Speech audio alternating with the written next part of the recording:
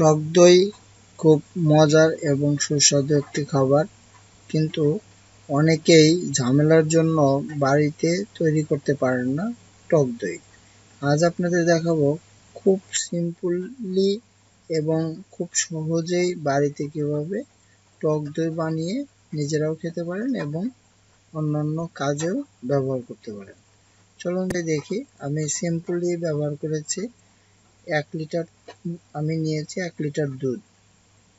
দুধটাকে সুন্দর করে জাল করে নিয়েছি, একবার জাল করে নিয়েছি। এর মধ্যে দিয়ে দিচ্ছি সামান্য পরিমাণ চিনি, মানে 50 গ্রাম পরিমাণ, মানে এক ছোট 1 চামচ দিয়ে সুন্দর করে এটাকে নাড়াচাড়া করে নিয়েছি এবং বাজার থেকে নিয়ে এসেছি সাজা দেওয়ার জন্য। অনেকে এটাকে বীজ বলে থাকেন। দইটাকে সুন্দর করে 1 চামচ দই একটা বাটিতে, এই দইয়ের মধ্যে আমি যে দুধটা দিয়ে দই বানাবো ওই দুধটাই আমার ওই বাটিতে আর 1 চামচ বা 2 চামচ নিয়ে একটু মিশিয়ে নেব।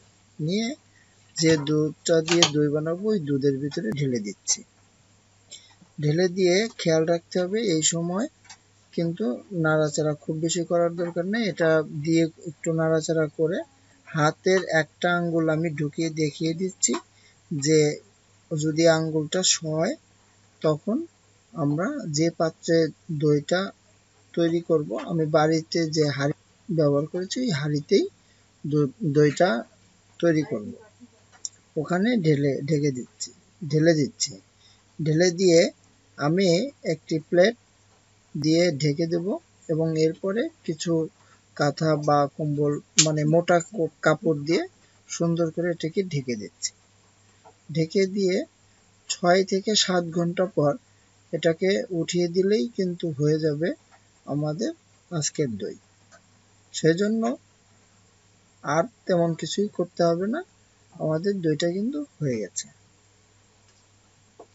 প্রিয় দর্শক, এর আগেই বলে নিচ্ছি যে আমাদের চ্যানেলটি যারা সাবস্ক্রাইব করেছেন তাদেরকে অসংখ্য ধন্যবাদ। আর যারা এখন পর্যন্ত করেননি, প্লিজ আমাদের চ্যানেলটিকে সাবস্ক্রাইব করে নেবেন এবং আপনারা বাড়িতে দই বানানো কেমন হয়েছে আমাদের কমেন্ট বক্সে কমেন্ট করে জানাবেন কিন্তু। ধন্যবাদ সবাইকে। আজ এই পর্যন্তই। আবারও দেখা হবে নতুন আরো একটি রেসিপিতে। ভালো থাকবেন।